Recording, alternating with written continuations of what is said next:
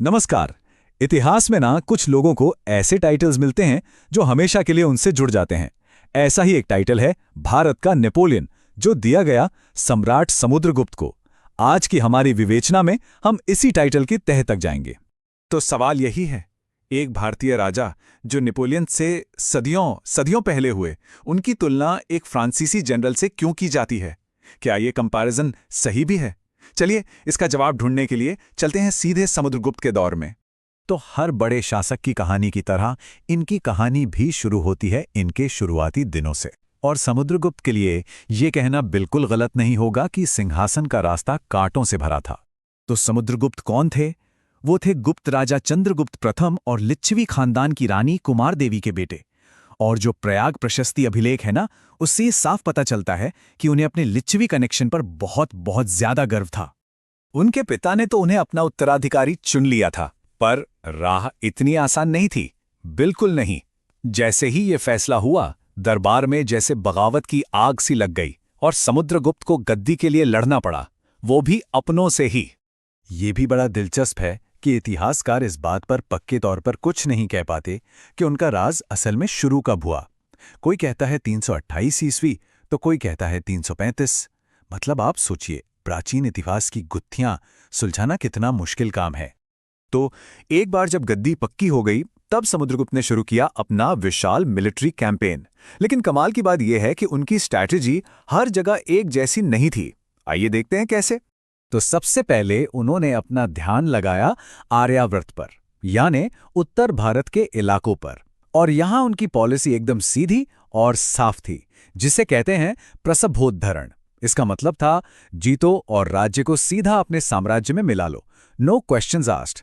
ये देखिए, ये वो 9 राजा हैं जिन्हें उन्होंने उत्तर भारत में हराया।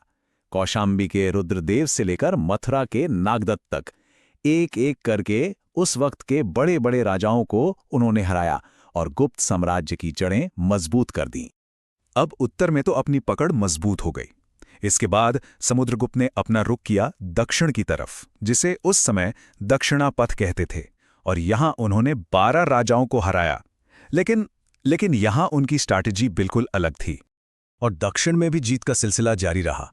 कौशल के महेंद्र से लेकर कांची के पावरफुल राजा विष्णुगुप्त तक पूरे 12 शासकों ने हार मानी। पर यहां खेल अलग था। उन्होंने अपनाई ग्रहण मोक्ष अनुग्रह की पॉलिसी।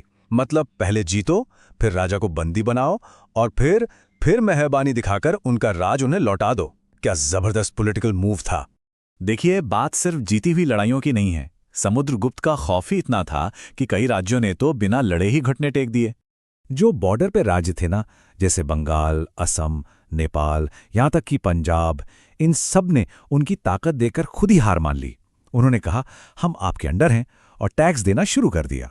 और तो और उनका दबदबा सिर्फ भारत तक ही नहीं था। शक और कुषाण जैसी विदेशी ताकतें, और सोचिए श्रीलंका के राजा तक ने उनसे दोस्ती का हाथ बढ़ाया। पर रुकिए, ये कोई बराबरी वाली दोस्ती नहीं थी। समुद्रगुप्त से दोस्ती करनी है तो उनकी शर्तें माननी पड़ेंगी, जैसे उनके दरबार में आकर हाजिरी देना, अपनी बेटियों की शादी गुप्त खानदान में कराना और शाही गरुड़ वाली मोहर के साथ जो भी आदेश आए उसे मानना। मतलब साफ था, ये दोस्ती भी असल में उनकी बादशाहत को कबूल करना ही था।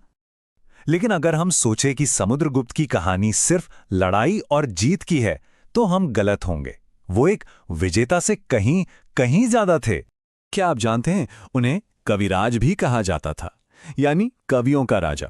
वो खुद एक बहुत बड़े विद्वान थे और आर्टिस्ट्स को, लिटरेचर को बहुत सपोर्ट करते थे। हरिशेन जैसे बड़े बड़े विद्वान उनके दरबार की शान थे। सिर्फ कविता ही नहीं, उन्हें म्यूजिक का भी बहुत शौक था, और इसका सबूत हमें मिलता है उनके सिक्कों से। जरा सोचिए, कुछ सिक्कों पर उन्हें वीणा बजाते हुए दिखाया गया है।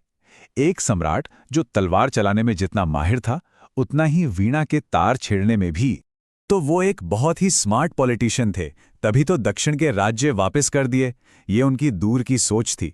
वो एक दरिया दिल राजा थे, जो गरीबों और जरूरतमंदों का ख्याल रखते थे। और सबसे बड़ी बात, वो एक कट्टर हिंदू थे, पर उन्होंने बौद्ध विद्वान वसुबंधु को भी सपोर्ट किया और श्रीलंका से आए बौद्ध भिक्षुओं के लिए मठ बनाने की इजाजत भी दी। ये उनकी टॉलरेंस दिखाता है। तो चलिए अब वापस आते हैं अपने सबसे बड़े सवाल पर। इतनी सब बातें जानने के बाद क्या उन्हें भारत का नेपोलियन कहना सही है? अगर सिर्फ मिलिट्री टैलेंट और एम्पायर बनाने की बात करें तो हाँ, काफी समानताएं हैं। दोनों ने अपनी मिलिट्री की ताकत से एक बहुत बड़े इलाके को एक किया। दोनों ही कमाल के स्ट्रैटेजिस्ट थे और यह भी कहा जाता है कि समुद्रगुप्त अपनी जिंदगी में एक भी लड़ाई नहीं हारे। और ये टाइटल उन्हें दिया था मशहूर इतिहासकार डॉक्टर वीएस स्मिथ ने। वो समुद्रगुप्त के मिलिट्री कैंपेन और उनकी जीतों से बहुत इंप्रेस थे। तो अगर हम सिर्फ मिलिट्री के एंगल से देखें तो ये टाइटल काफी हद तक सही लगता है। लेकिन एक सवाल फिर भी रह जाता है, क्या सिर्फ एक वॉरियर का टाइटल उस आर्टिस्ट, उस कवि और उस टॉलरेंट राजा के साथ इंसाफ करता है जो समुद्रगुप्त थे? शायद उन्हें भारत का नेपोलियन कहना उनकी पूरी शख्सियत को एक छोटे से दायरे में बांधने जैसा है, जबकि उनकी विरासत